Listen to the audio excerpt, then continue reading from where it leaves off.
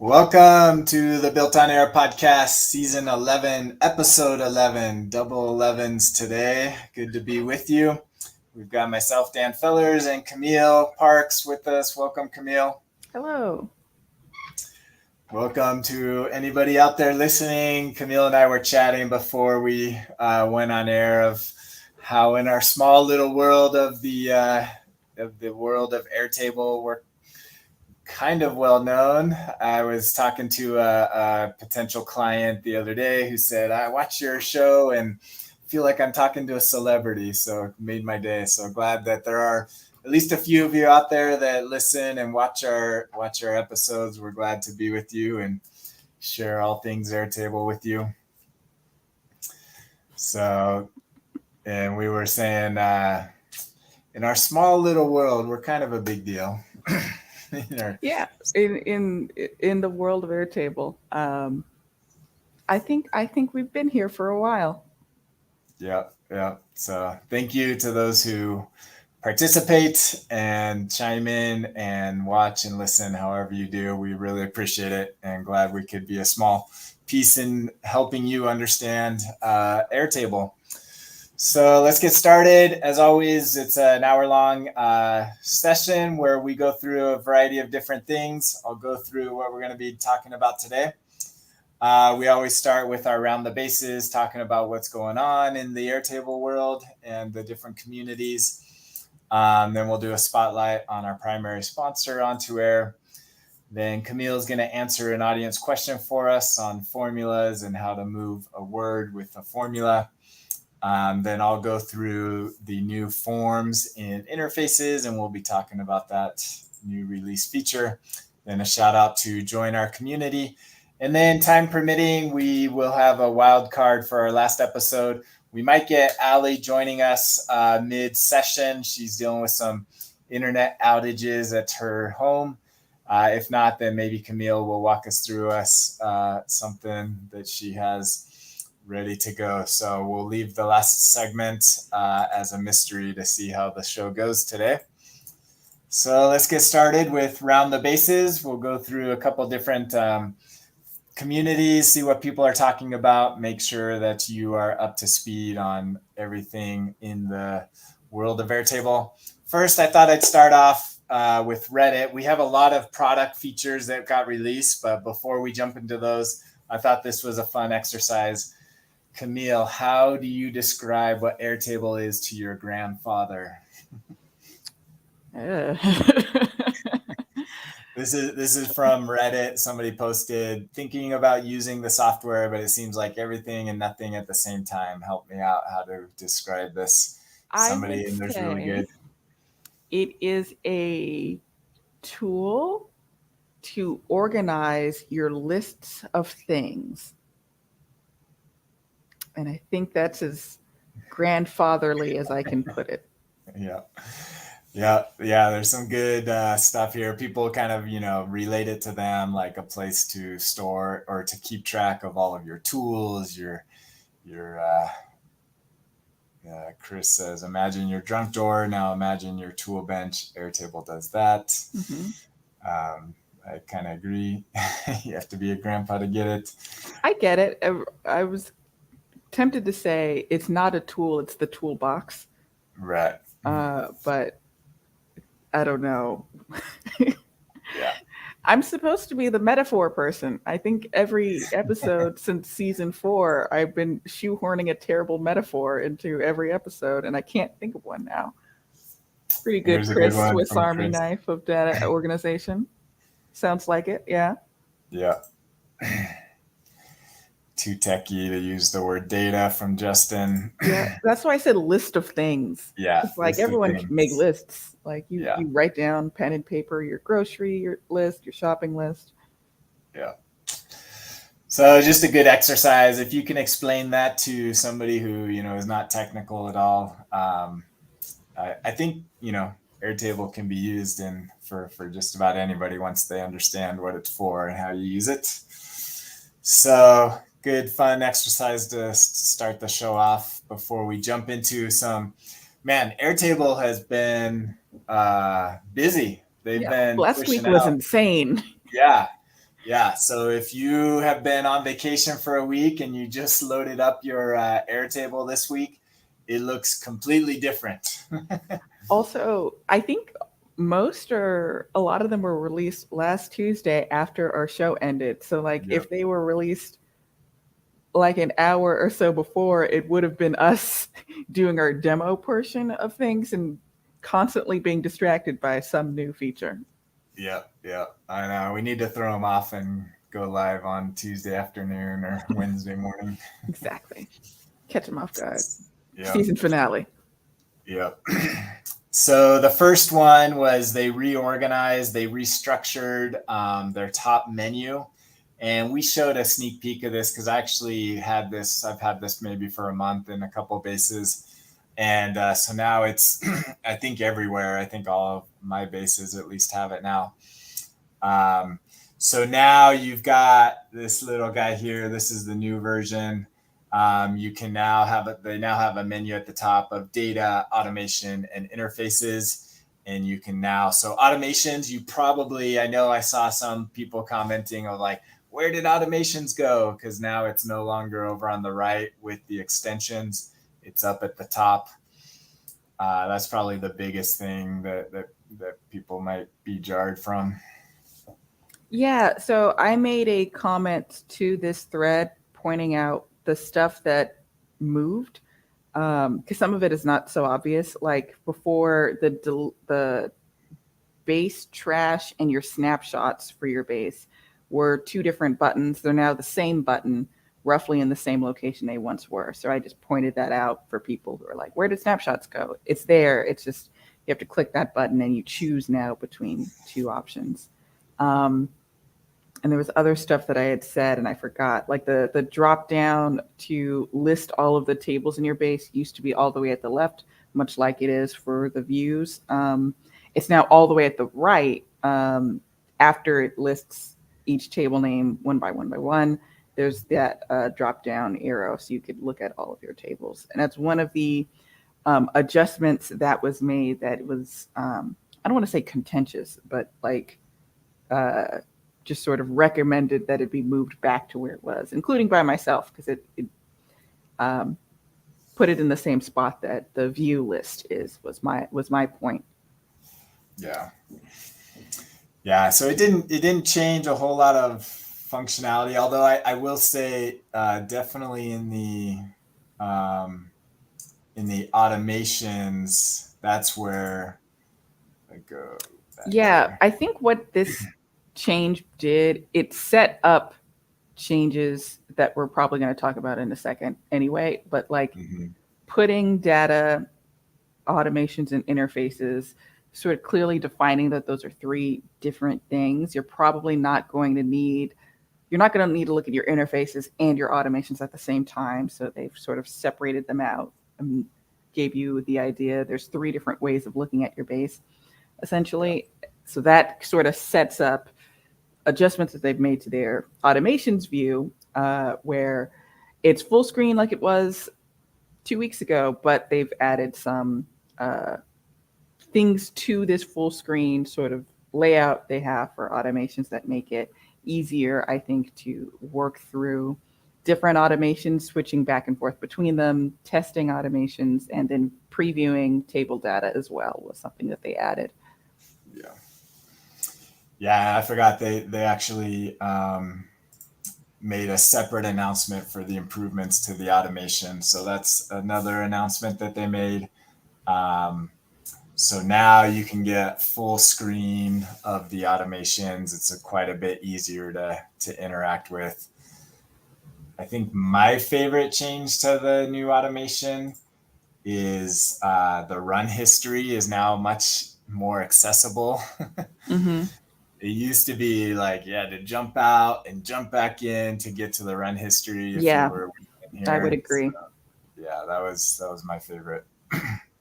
Also, if you click under configuration on the right, the table, that thing, yeah, it will let you preview your table data, which is pretty nice. And if you're selecting things from a particular view, it will show you that view. Right now, I think it does the first view in a table if there's no particular view set up in your configuration window, or at least I think so.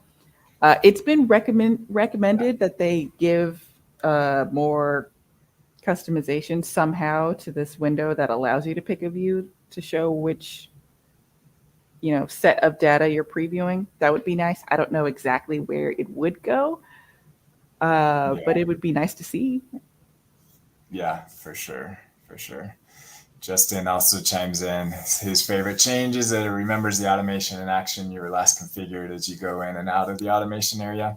That's really nice because before because you had to click the back button essentially to get out of your automations to go back to your table data, you were effectively saying, well, I'm done. And the Airtable had nothing to remember because you said back. I don't want to look at this anymore.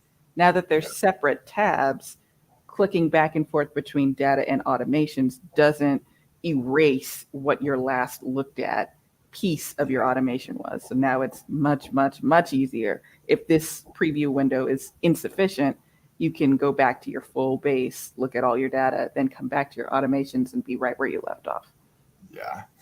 Yeah, I probably will do it that way. This pop-up, I'm not sold on. Kind of gets in the way, I feel like. I think it's great if you have a large screen. Mm-hmm. I do at work. So if I'm doing stuff at work, it's super convenient for me. At home, I'm one of those people where I have a laptop. I refuse to use an external monitor or double monitors. So I have a smaller screen. And so this isn't necessarily going to do me a whole lot of good when I'm at home. Yeah. I don't refuse. I actually much prefer multiple screens, but I'm the only one. My office, slowly but surely, it was adding second screens for everybody, and I was the last bastion. Rolled out. Single screen. Nice. One thing that took me a while, I think Kavan mentioned it in the thread for the announcement. I was like, how do you make this thing bigger? Like, it took me forever to figure out, but you got to go up in the corner to get that drag to make it bigger. So that is, Kavan described that as confusing and unintuitive, and I would kind of agree. Normally you would have it so you could drag from any portion of the right side, right, to expand it in and out, and it's only the top right corner that you could do it at. But your intention when you're moving your mouse there is probably to click the X button, not necessarily to resize. That's not something I think that is very intuitive. Yeah, you can do it on the left side too at the top. I just dragged it on the left.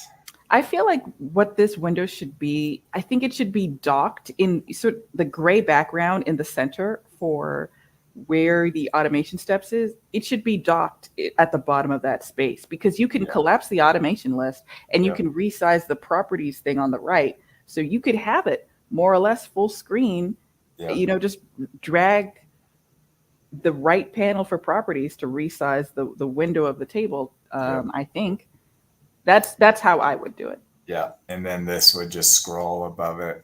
Right. Yeah. I think it's one of those where the developer developed it and said, hey, this is cool. And it is cool as far as a pop-up, but might not be the most user-friendly. Yeah, so there's a lot of what was added recently was, I think, a good move in general, but the precise implementation of it, I think, could have used a little bit more UX review. Some of that might be like, what's the word? Subjective. But there are some things where I think, I feel like you should have done it another way. Yeah. But that's not all. There's even more things that they added last week. There's more. Yes. Let's continue. Okay. This one was released. Okay. So this is a two-part. So maybe 2 weeks ago, they released filter options for linked records. Yeah, so and before it would only allow you to say the linked record field contains the words yada yada, which wasn't great if you renamed a record, if you needed to search for multiple records and they had different names. Now you could select specific records, much like you could have done with single select or multi-select fields, but you couldn't do that with lookup fields before, and apparently that is something that they've added last week as well. That's what it is. Yeah, I thought there was a comment here where they maybe I missed it. I didn't actually check to see if it was there. I am sort of assuming that it is there. There it is. Yeah, okay. Yeah, so Scott from Airtable says it's rolling out today for lookup fields. That's what I was linking to. There was, so this was a week ago. Yeah, earlier up in this thread, I think someone was like, man, it'd be great if we could have this for lookup fields. And then someone from Airtable after that was like, yeah, that is a good idea. And then now, I think like a week after that person said it, Scott is saying it's rolling out today. So it should be there now for different bases. Now, be specific when you're filtering by a lookup field, which is very useful if you have, linked records from another table and you want to filter a subset in the parent table, if you will. I think it's a great feature. Yeah, very cool. Good stuff there. So yeah, we'll maybe do an example of that in a future episode. But that's good. So worth knowing, because I don't think they made like a top level announcement. This was just kind of buried in this thread. So I wanted to point that out. Yeah, some things got top level announcements last week and some didn't. The major things did, but I don't think everything we're going to talk about today has like a thread on the forums. Yeah.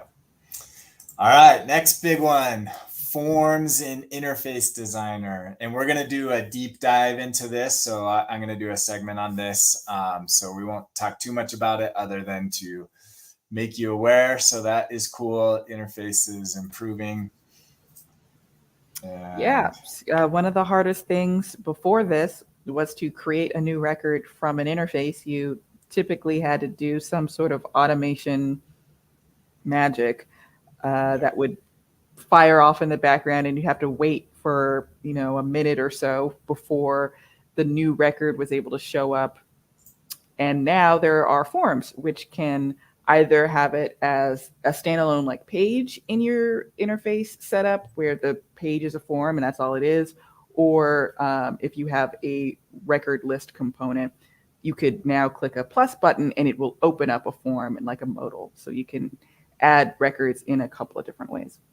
Yeah, and there's a lot of commentary on this one. I actually realizing I'm way behind on seeing what people are saying, so I need to catch up on this thread. So there's what people are saying in this thread is there are some things that a form view does that the forms and interfaces can't do. I don't know if you can pre-fill a form in interface. I am unsure if you can redirect after an interface form has been done, things of that sort. And then there's the other way around. There's things that you could do in Interface Designer that you can't do in a form view. One thing I noticed when I was testing it out, and we'll get to this in a later segment of the show, was what I want to do is pull in, if I have a interface page for a particular project and I want to add a linked task to that project, I want it to be able to read the interface page I'm currently on and say, link this to the current project. I haven't figured out a way to do that yet in interface forms. No. Yeah, and we'll talk a little bit about that in the segment. So, okay, so more to come on forms. Let's move on to the next top level announcement. Quick groups. So what are quick groups? So before, when you were trying to filter or group a view in Airtable, it would just show you a scrollable list of every field in your table. And I think the maximum fields you could have per table, don't quote me, is 500. So there are some people who have a lot of fields that are somewhat similar, a lot of formulas, and not anything you'd ever really want to group by necessarily. What Airtable did was they now, when you're creating a brand new, there's no groups yet for that view, it will show you the types of fields that you probably want to group by. Probably. You don't have to pick those fields. You could click the see all and look through and sort for the one you're looking for. But I think the ones it guesses are the ones you want to filter by are single selects, multi-selects, linked records, and maybe checkbox. I think those are the field types that it's guessing you probably want to group by, because those are the fields you probably want to group by. Yeah. So yeah, it's just kind of a quick group by. Yeah, it's just to save you time. It's not necessarily a new feature. It's a new way of presenting the ability to group. And so far, the past few times I've tried to group by something, the field I was trying to group by, or at the very least the field type I was trying to group by, was in fact what Airtable guessed. So they probably did a bunch of like user research or something and figured out, well, people are mostly grouping by single select. So they're probably not going to group by a date, because if you wanted to group by date, you probably want to group more so by like the month or the year, not necessarily the precise date, and definitely not the precise time. So the interesting thing I got from this was this Sean mentions that there's a team focused on just these little things that make Airtable easier to use for everyone. And I think probably his team created that add button that made a quick pop-up to like, what do you want to add at the bottom? They modified the add new button.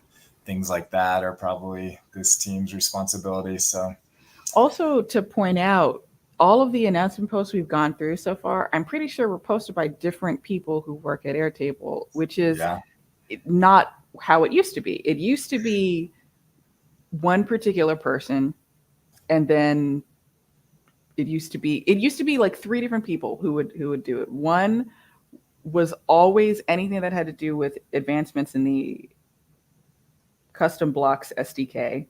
That would always come from one person on their developer side. And then normal announcements would come from someone else at Airtable. And now that Jordan's joined the team, a lot of the announcements have come posted by Jordan. But the last week, I think all of the announcements were done by people who worked on that particular feature, which is, I don't know, a fun add-on. That there's more people that are interacting with the forum. And then, as we saw with this one, Scott and someone else, I think Tim Dang, if I'm not mistaken, commented on one of these threads and said, actually, that's a good idea. We might consider adding that feature. And then the following week, they added that feature. So we're seeing more people behind the scenes at Airtable at least have their eyes on what people are saying in the community, because sometimes it felt like we would just sort of speak into the void, and it doesn't necessarily feel so much like that last week. Yeah. So shout out to Rotimi, Helen, Scott, Emily, and Sean for joining the community and participating. I believe the community benefits from more interaction with Airtable employees. Yeah, we can't. Sometimes it feels like we're yelling at Jordan, and that's not what we're trying to do. It's just because she happens to be there most often. What we're trying to do. Well, yeah, only in specific instances that we were yelling at someone else, and Jordan happened to be in the way. Yeah. I'm sorry. Now we can yell directly at the right person. Yeah, but there wasn't much yelling at all. Like I said, there were some things that were. Yeah, I would tackle certain adjustments to the UI differently, but I think most people across the board were like, yeah, this is at least it's a good direction, or I like that you're improving this piece of the product, or that kind of thing. That's sort of the general consensus across the past 4 or 5 announcement threads that we've just gone through. Yeah. Cool. One more feature release that did not, as far as I know, did not make a top level. This was found by Jason Martin in the BuiltOnAir community. So shout out. Thanks for bringing this up. This is kind of cool. This use groups, if any option. And this is on table listings. So this is inside of automations. If you're like inserting a linked record list or a table list from a search, this allows you to insert tables that are grouped, that the table is actually in the email body will group based off of the group settings. That's useful. I imagine for find records, because you can do find records based on condition or find records based on view. I'm assuming that's only there for find records based on view, because if it were condition, how would it know which view to pull groups from? You could have a bunch of different views that have groups set up differently. It'd be great if you could control it from here, from this window, use groups if any, and then like a drop down or something for pick a view to control the groups.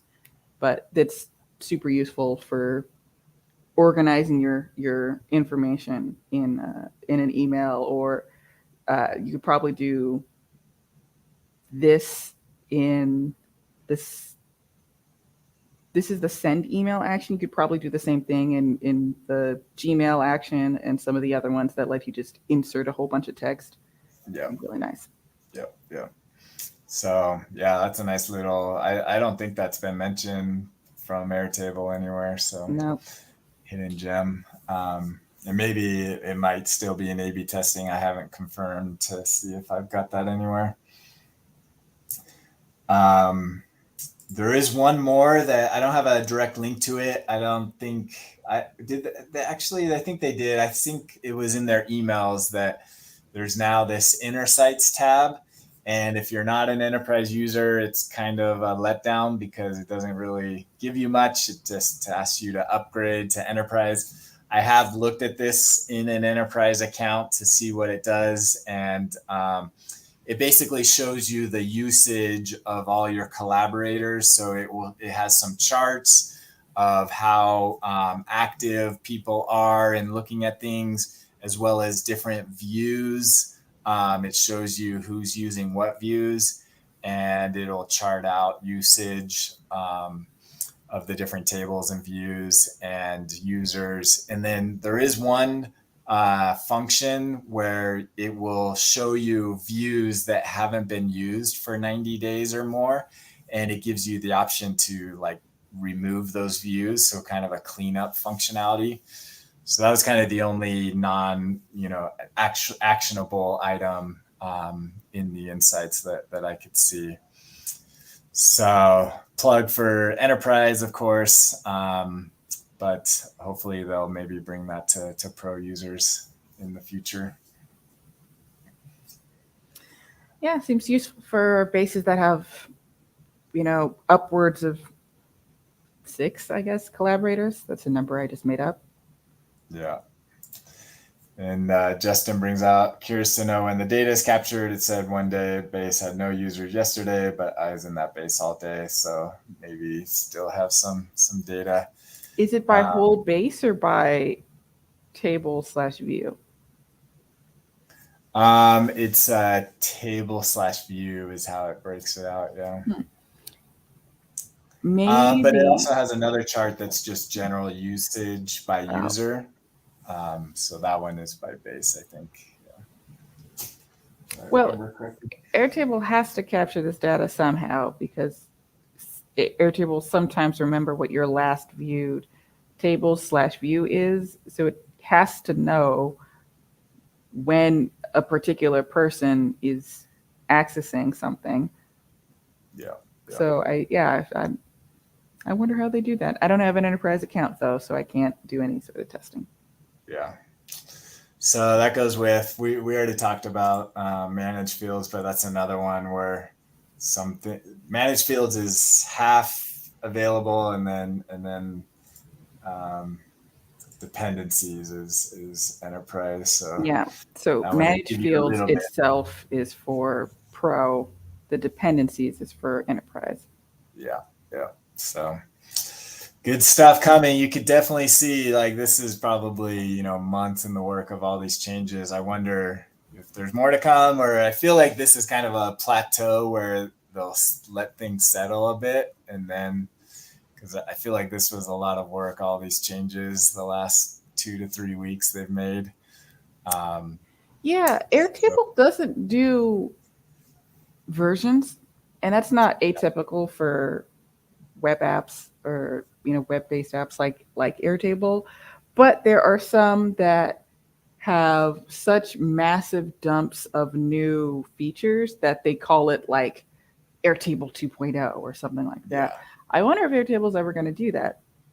I don't know yeah, if last week rises to the level where I would call it a 2.0 or a 3.0 or whatever, but obviously they're working continuously on various portions of the product. I wonder if there were some, whenever interfaces gets out of beta, for instance, they're probably going to add new features to go along with that when it becomes a core feature outside of beta. I wonder if they're ever going to describe itself as this is Airtable 2.0.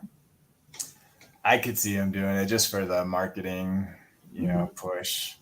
I think Coda has done that. I think I think Coda has Glide's done done it too. 3.0. Yeah.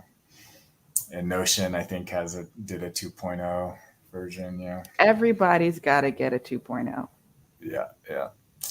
Yeah. I think Airtable could be, maybe they're waiting for one. Maybe when permissions, they've hinted of permissions later this year, that could definitely be a I 2.0. I could see that too. I think that's sort of a piece that is missing from Airtable now that if it were added would change enough of how people might Mhm. use Airtable, even if the interface for it is much the same as it is today. Adding greater control over permissions, visibility, access, things like that. I think that probably would rise to the level of calling it the next level of Airtable. Yeah. Very good.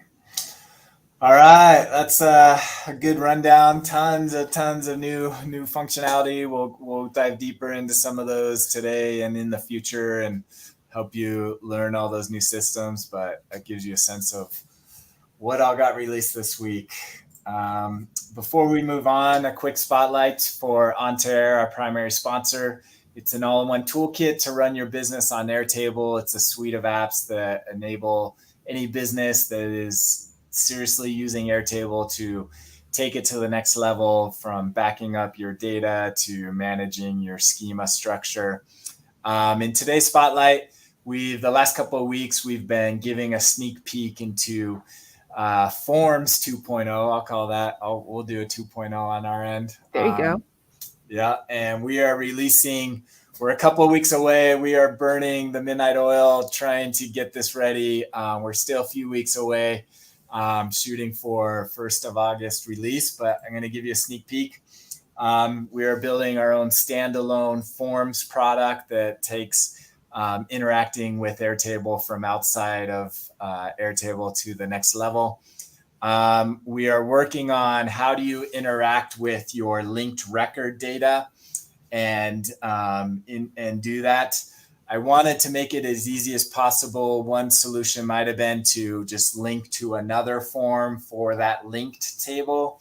I didn't want to do that. I wanted to make it simplified as possible. So we just wrapped up the ability to interact with your linked record data in the same way that you do with your top level data within the form. And so now if you have a field here, so on this one, this is a linked record field, and within the configuration, you'll be able to manage the fields inside of that linked record, and it brings up a new menu, a new complete form editor, so you can have complete control over the data that you want to interact with at the linked record level.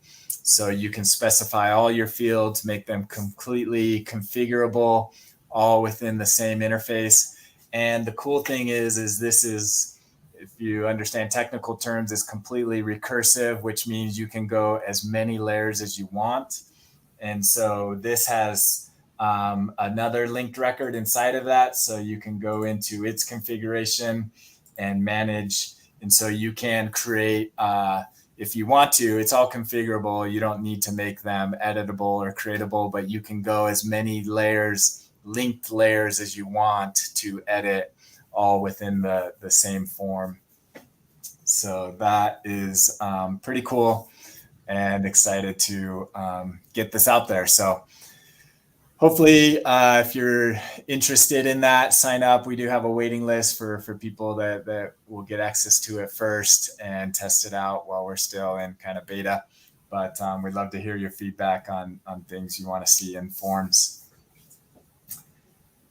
Good stuff there. All right. Okay, Camille is going to walk us through an audience question for today. Your screen is up. Okay. So I got this question a while ago, but I don't think I ever really talked about the solution for it. And I thought it was one of those questions that I got that was like, wow, this would have been really hard to do without Regex. Essentially, what they want to do is alphabetize their list of books, but they don't want, if a book starts with the word the or a, they don't want that to affect the alphabetizing for it. So they want to move the or a to the end of the name of the book with a comma. And you could do that with left and substitute and a few other of the older formula functions, but it was so much easier to do with Regex. So just very simply in this table, I have a list of, book titles: Alice in Wonderland, The Blue Book, The Princess and the Pea, A Tale of Two Cities, There She Blows. So under my formula, you could see that I can properly alphabetize things and have the word the and a not affect the order of these books. But also, it didn't take the a at the start of Alice in Wonderland, and it also didn't take the at the start of There She Blows. And the way I was able to do that was with a fairly short Regex formula. So there's a trim in here just so that it removes any extra spaces that might appear at the beginning and end. I have Regex replace. It's taking the name of the book. And I have a capture group in Airtable and in other Regex implementations. If you put words inside of parentheses, that's called a capture group. So I'm looking for a specific set of characters. In this case, the start of the text is represented by the up caret, and then capital A space, and then there's a pipe character. In Regex, pipe character means or. So I'm looking for either capital A space or capital the space. And then I have a separate capture group that has dot, which represents any character. And then I have an asterisk, which represents 0 or more of any character. So basically, in regular people words, I'm saying, look at the start of the text. If it starts with a space or the space capitalized, take that piece, and I don't care what comes after it. As long as there's a space in there, grab that piece of the text. So with Regex replace, you can set what your capture groups are, and then you could reorder them, which is nice. So because I have 2 capture groups, I'm saying start with the second one, which is everything other than a or space at the beginning. Add a comma, add a space, and then plop the first part. So if it was a, put a. If it was the, put the. And then again, trim is removing that extra space at the end, which would have come from my capture group, because I'm explicitly saying there's a space after the. So looking at it again, this is what it would come out as. Again, it doesn't mess up Alice in Wonderland. It doesn't mess up this one either. It's only if it starts with the word the and a space, or the word a and a space, putting it at the end. So just one of those times where life is much, much easier with Regex. Yeah. Yeah. Yeah. This is a perfect use case for Regex. And hopefully that's, a nice feature that people could add to their tool. But you don't have to learn everything in Regex, but if you can learn the basics, this is a good formula to learn that. It Yeah. really comes in handy. The goal is to see enough use cases for Regex where you're like, I think I could do this in Regex. And you don't have to know how, because I don't remember what each and every one of these special characters does. Like, I can't remember off the top of my head that up caret means start of the text, and dot means any character, and asterisk means 0 or more of whatever character comes before it. I don't remember that off the top of my head, but there are lists of what each of those individual characters mean. And so your job really is to think through, what do I want to do? Do I think I could do it in Regex? And then you suffer for a little bit in figuring out exactly how to do it. And then once you do, you never have to do it again, which is nice. Yeah. Yeah, just plan on hitting your head against the wall. Oh, yeah. That first time. No one understands Regex. Yeah. But there are good websites that help you. Regex Tester, regex101.com, or a couple. Just Google Regex testing. There's several websites that are good. Yep. Yeah. And Justin, if you follow Justin on Twitter, he gives good, always on Friday, there's a Formula Friday that often require Regex. So that's a great resource to learn from Justin on Regex. Very good. Cool. Good stuff there on that, and answering that question and learning a little bit about Regex. Let's move on. Our next segment, exploring forms and interfaces. This segment is a case for interface, and let's do it. So like we talked about earlier in the show, they released this interface designer forms, the ability to create new records. So that's what forms are. Let's learn a little bit more about that. So you'll go into your interfaces, and now it's a little bit different at the top here. And if you click into your grouping of interfaces, then what you'll need to do, actually,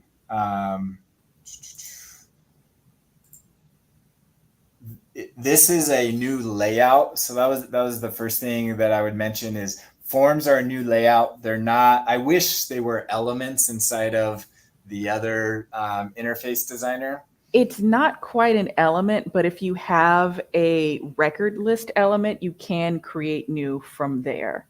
Okay. That's good to know. Let's look at that. So that's the record. Yeah, I think we could do it both ways. Review. Okay. So if we create, I want to try that.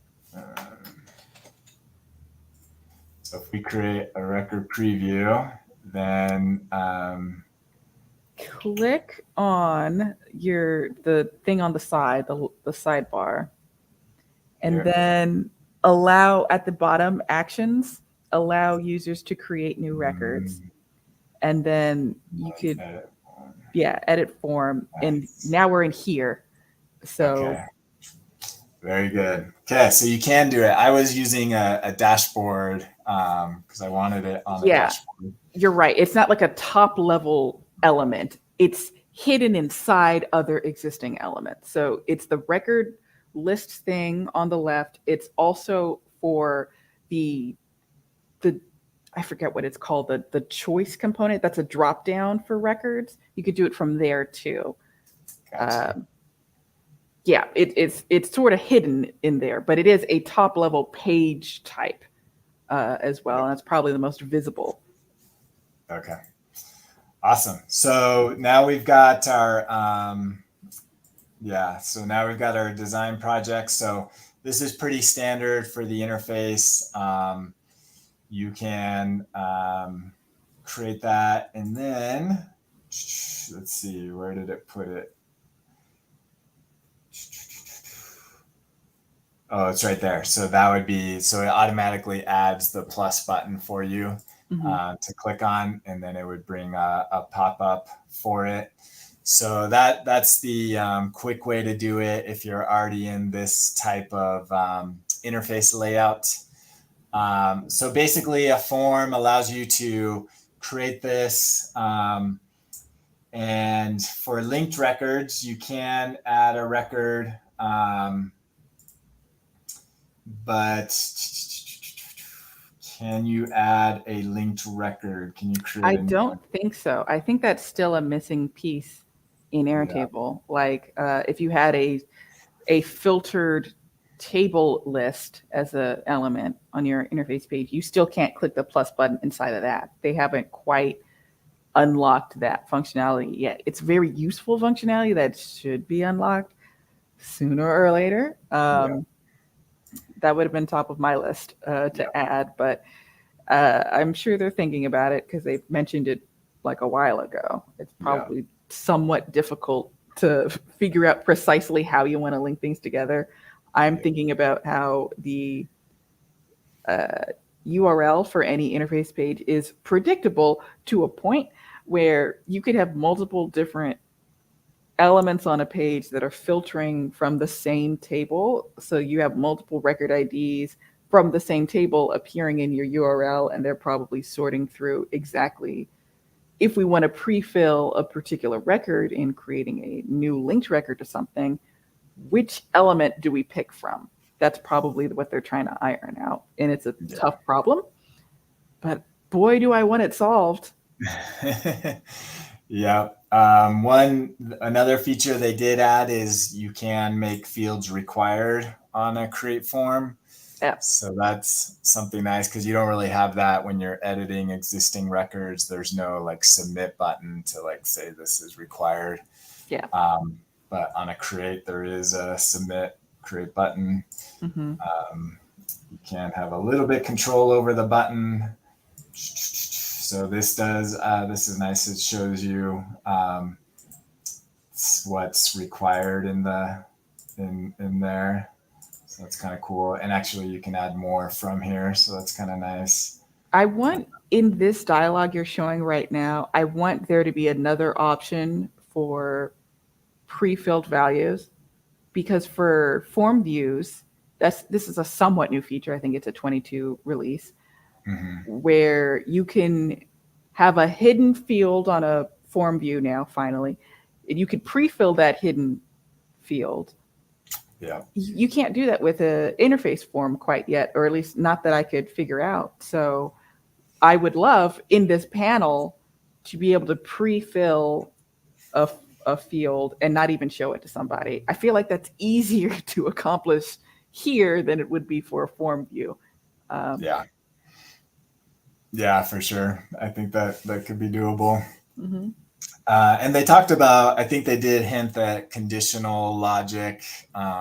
They did. Maybe that's included in that. Someone did mention that. And that's another reason why I love that a lot of the recent feature announcements on the forums have come from people who work on the team, because they are able to point out, and they're not going to do this every time, and there's only so much specifics they could give us if they're going to give us specifics at all. But sometimes they could say, here's the new feature that we just released. Here's what's available today. We're thinking of doing X.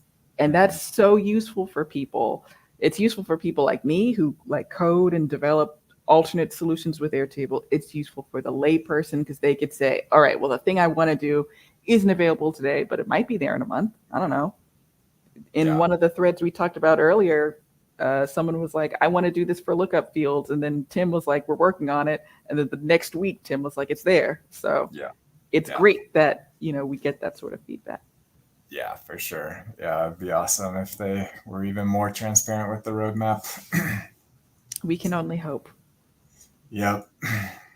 Yeah, it would have been good. Even like so we have our schemas app, and I was planning, luckily I hadn't done any work on it yet, but our roadmap was to include kind of like a master level view of all of your fields and be able to rename them and things like that. And then they go and release the manage fields interface. And so I'm like, okay, I I said don't the need to same spend thing time because on that. I made that script and app Yep. thing that allowed you to change your defaults for all of your fields in your base. And then I was like, well, this would work perfectly inside of this panel you just developed. So my game plan is to just build the feature and then say, Airtable, buy this. Yeah. Who knows if they will, but whatever.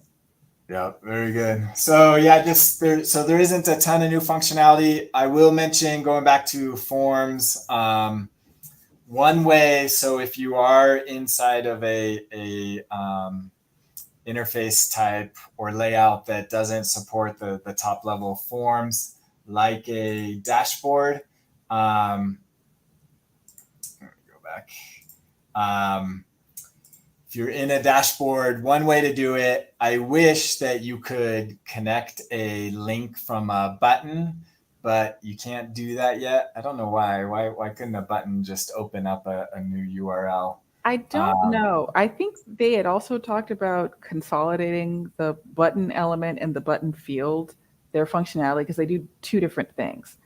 And they shouldn't. It should be one button thing that could do both sets of features. Because neither set of features is that complex, I don't think, under the hood. But yeah, it would. Forms and interfaces is hot off the presses. Hopefully they make some adjustments to it that make it a little bit easier to integrate with interfaces that are already there.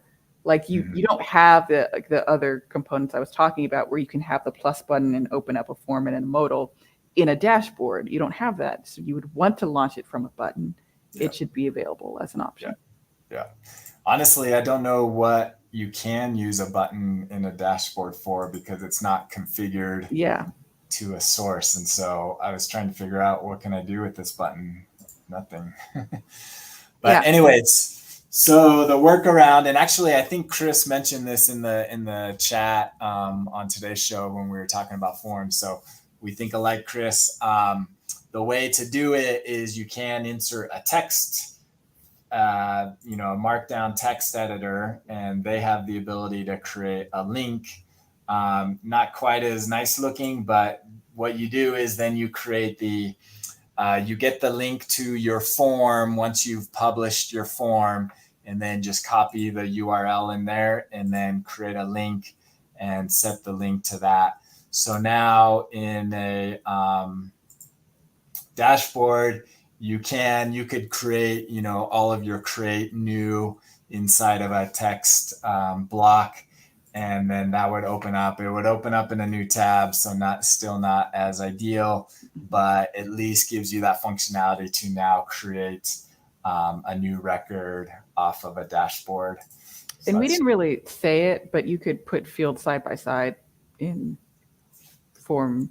On the forms. Interface forms, which is, I think they describe it as using the power of the interface designer or something, some language like that. And that's the advantage of doing this piece in an interface versus using an Airtable form. You have more control over the design, and because it is an interface page, you could put a static image next to your fields. Instead of just at the top, you could put multiple. So if you, I don't know, in Photoshop or something, made like cool icons for like step 1, put in this, step 2, put in that. Here's an example image. You could export that as an image and put it on this page, and that would actually, help make this look pretty nice. It's a workaround, but it's something that gives you more flexibility. And of course, putting similar fields grouped visually like you couldn't do with the Airtable form view. Yeah, for sure. So there's advantages, especially as they flesh this out. Required fields would also be another reason to do it. But to get to this form, you have to be logged in. So this currently is not accessible externally. Yeah, it's still not, interfaces is still not the solution for if you want to display data to people who shouldn't have access to your base. Then use something else is still the direction. I think they've talked about the various separate discussions, improving functionality for permissions, and then separate discussion for increasing accessibility of interfaces. So people outside of the base might be able to interact with it. Yeah. But that's not there yet. So just keep that in mind. Yeah. Yeah, so definitely check it out, play with it. We'd love to hear how you're using forms. Maybe this will show up. Oh, one other thing that we should mention is because of this new release, they actually pushed back the deadline for the contest, for the interface contest, to let you explore and maybe incorporate forms into your interface. So I think they pushed it back 2 weeks. Yes. I think it's mid-August now. Correct. Yep. So, so it'll be interesting to see how forms are used in there. So, all right. One quick shout out. And then I don't know, Camille, we're kind of up on the hour, so we can save yours for next week, or if it's quick, we can get to it. Your call if you want. It's not really quick. So maybe next time. Yeah, we'll do that for next week. But yeah, let's just end up. If you aren't in our community, join us, builtonair.com/join. We have an active Slack community of thousands of Airtable users and talking about all things, brainstorming on how to use Airtable, helping people out with their issues, talking about new feature releases, lots of fun stuff going on in the Slack community, as well as our newsletter to get updates when our new podcasts are released. So we'd love to have you join us, builtonair.com, tell your friends, get everybody in there. And with that, we will see you guys next week for our final episode of the season as we wrap up season 11. Thank you and talk to you next week.